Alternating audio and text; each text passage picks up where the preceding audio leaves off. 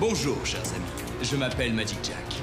Ensemble, nous allons explorer des domaines aussi vastes qu'intrigants, parler de sujets aussi sulfureux que corrosifs, aborder des thèmes qui divisent, mais aussi qui rapprochent, avec toujours cette même volonté d'apprendre, de découvrir, de partager et d'évoluer.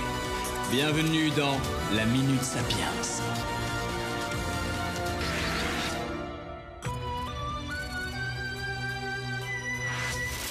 Le doute. Il y en a qui ne doutent de rien.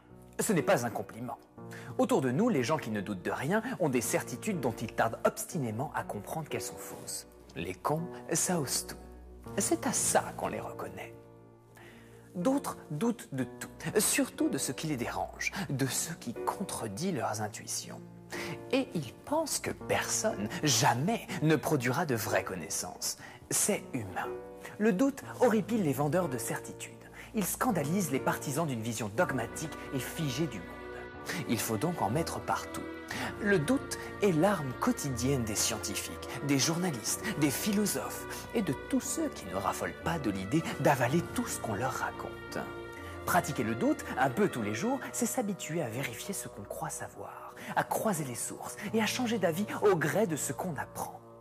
Doutons, chers amis, doutons des slogans publicitaires, des promesses de campagne, des informations non sourcées, des rumeurs virales.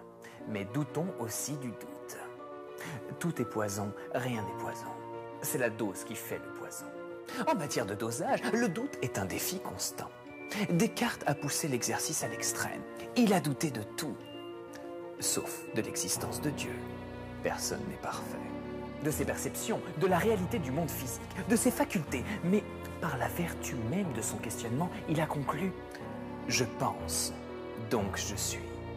On peut aller plus loin encore en doutant de l'existence de Descartes.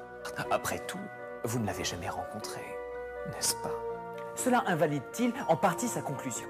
En tout cas, le doute poussé à l'extrême anéantit toute possibilité de connaissance, car tout devient à la fois vrai et faux.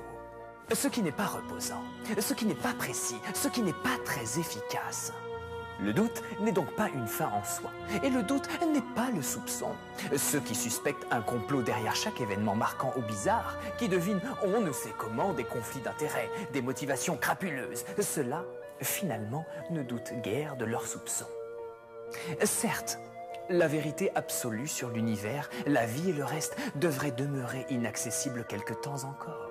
Cela ne rend pas toutes nos idées sur le monde aussi fausses les unes que les autres. On ne peut en conclure que tous les avis se valent, que les spécialistes n'ont rien à nous apprendre, que le travail ne sert à rien et qu'il suffit de donner notre opinion pour mériter qu'on réécrive les équations de la physique si elles nous gênent aux entournures. Douter suffisamment, raisonnablement, sans excès, des propos que l'on entend comme de nos convictions personnelles. Voilà qui relève d'un art délicat. Et comme tous les arts, le talent n'est rien sans la pratique. La discipline est au moins un petit peu de méthode. Prenez le